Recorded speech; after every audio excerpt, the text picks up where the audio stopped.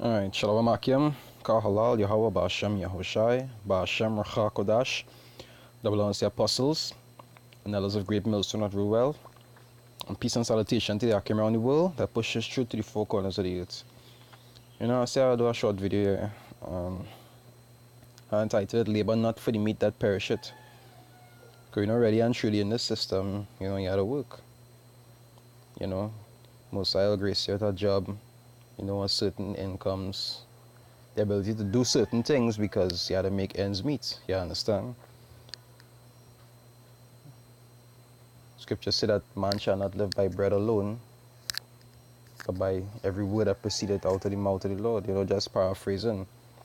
So in this life, you had to work, but you also had to remember you had two jobs as a man of the Lord. It's not just about working and making money in this system, because we can see the system crumbling.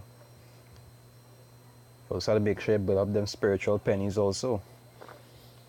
Right, I say, lay not up for yourselves, There's Matthew 6, verse 19. It say, lay not up for yourselves treasures upon earth, where moth and rust doth corrupt, and where thieves break through and steal. Right? It say, but lay up for yourselves treasures in heaven, where neither moth nor rust doth corrupt, and where thieves do not break through and steal.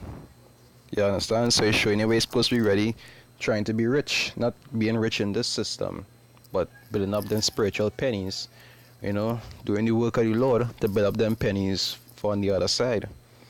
We're ready and truly, you had to have faith to really believe that, because for you to dedicate so much of your time to build up treasures that you can't even see requires faith. And that way you see so much men who just claim to be of Israel, just be focusing so much on earthly riches, because they don't have faith to really believe that they'll receive what it is the scriptures say that they'll receive. Right? I read it over. It say, but lay up for yourselves treasures in heaven, where moth nor rust doth corrupt, and where thieves do not break through and steal. It say, for where your treasure is, there will your heart be also. So if a man focusing more on the things of this world other than the things of the Most High, then that will be classed as idolatry. You understand? And we know idolatry is a big reason why a very big reason why we're in the position we're in today. Right? Idolatry don't have to mean just behind idol gods. Idolatry don't have to mean behind other gods. It could be, you could idolize a person, you could idolize objects, you could idolize money. It have people of other nations who actually pray to money. All of that is idolatry. Well, not for them, but if we follow it, that is idolatry.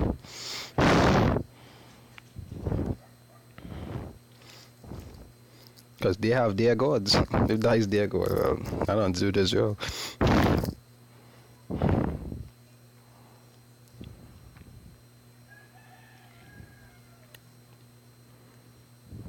I read this John 6. I'll read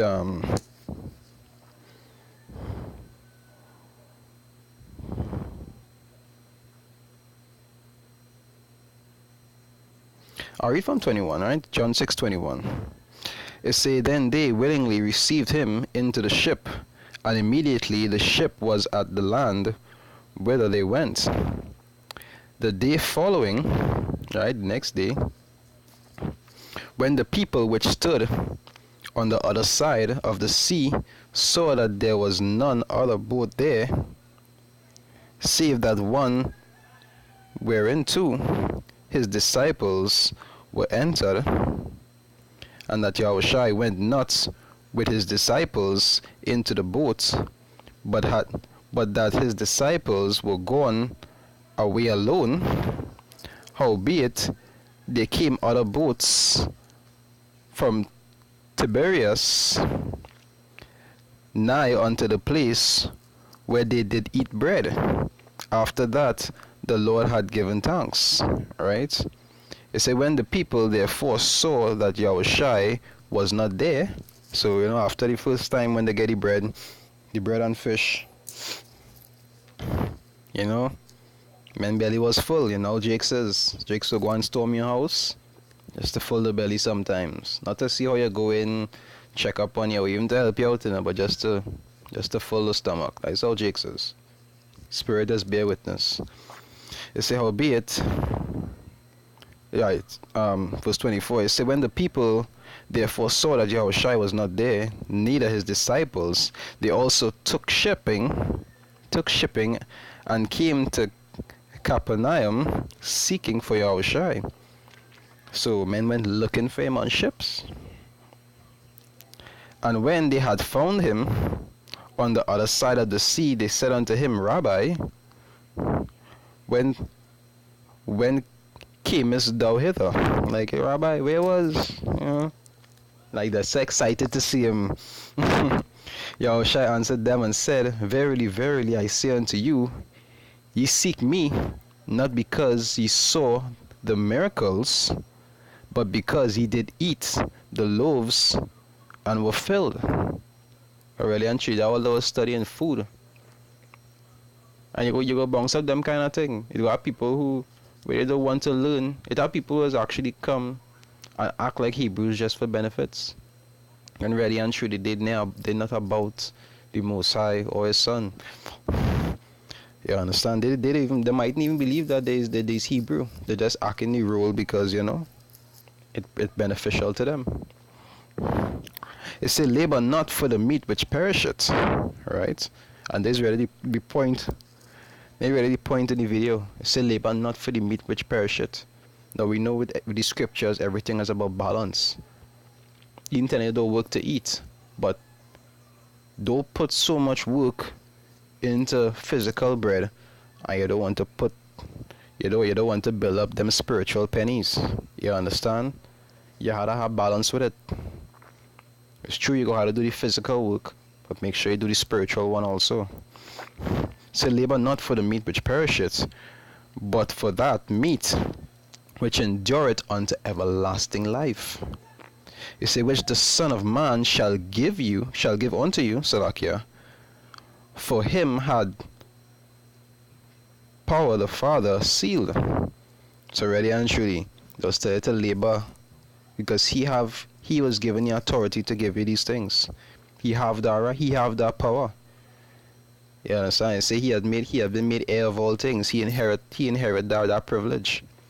And you tell it to do what? You say to labor for the meat that perisheth not. I'm going to read it over. It say, labor not for the meat which perisheth, but for that meat which endureth unto everlasting life. You understand? You'll see many parables about the talents and the workers in the field, and it have many different parables to break down the same thing for you in different ways. But you also have to make sure that you're building up them spiritual pennies. You understand? Especially in times like this, supposed to be pushing the word, because time's coming close, and just now you wouldn't be pushing the word anymore, because just now we'll be on lockdown. As soon as the Spirit get the signal, farming of the word, no more working in the fields. You understand? Egypt will be, how the scripture say, Egypt wouldn't have no work. And really and truly, it wouldn't have no work for them and for us, because when the farming of the word start, we're not going to be teaching out there anymore.